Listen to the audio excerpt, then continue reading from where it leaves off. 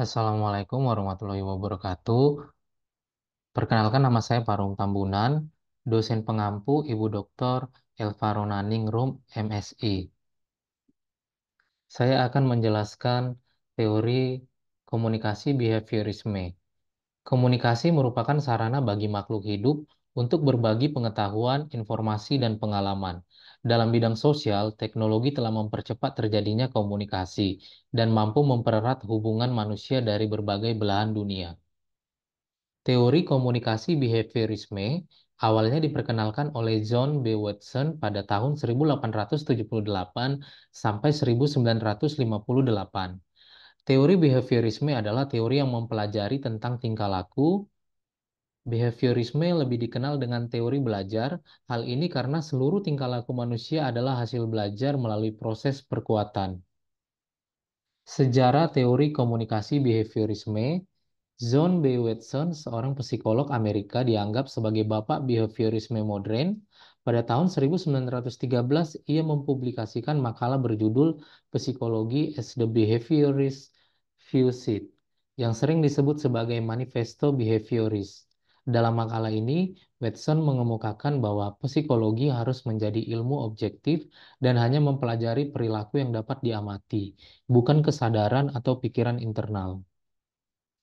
Deskripsi pada teori ini yang pertama, fokus pada perilaku yang dapat diamati, yang kedua, pengondisian cara belajar utama, yang ketiga, konsep penguatan dan hukuman, yang keempat, tabula rasa, pandangan manusia sebagai lembaran kosong. Behaviorisme di mana semua perilaku dipelajari melalui pengalaman. 5. Generalitas hukum belajar. Behaviorisme percaya bahwa hukum-hukum belajar berlaku umum baik untuk manusia maupun hewan. 6. Penolakan terhadap introspeksi. Behaviorisme percaya bahwa satu-satunya cara yang valid untuk mempelajari psikologi adalah melalui pengamatan dan eksperimen yang dapat diulang secara ilmiah. Asumsi pada teori ini yang pertama, perilaku adalah hasil dari pengalaman dan lingkungan. Perilaku dapat dipelajari dan diubah. Pengondisian adalah mekanisme belajar yang utama. Manusia dan hewan belajar dengan prinsip yang sama. Perilaku dapat diprediksi dan dikendalikan. Kritik pada teori ini terlalu fokus pada perilaku yang dapat diamati. Kritikus berpendapat bahwa behaviorisme mengabaikan aspek penting dari pengalaman manusia, seperti emosi, motivasi, dan proses yang tidak selalu dapat diamati secara langsung.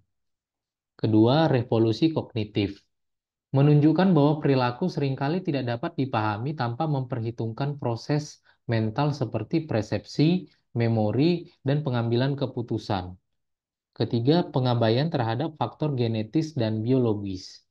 Terlalu menekankan peran lingkungan dan belajar sehingga mengabaikan kontribusi faktor biologis di genetik dalam membentuk perilaku. Contoh penerapannya, iklan, pesan yang memancing pembelian produk. Di bidang pendidikan, penguatan positif melalui nilai dan penghargaan. Di bidang media sosial, adanya umpan balik berupa like dan komentar. Pelatihan hewan, penggunaan pengkondisian operan. Kesimpulannya, teori komunikasi behaviorisme memberikan kerangka kerja yang berguna untuk memahami bagaimana perilaku manusia dibentuk oleh lingkungan dan bagaimana komunikasi dapat digunakan untuk mempengaruhi perilaku tersebut. Dengan berfokus pada faktor eksternal, teori ini membantu mengembangkan strategi komunikasi yang efektif dalam berbagai situasi seperti pemasaran, pendidikan, dan intervensi sosial. Sekian pemaparan dari saya. Terima kasih.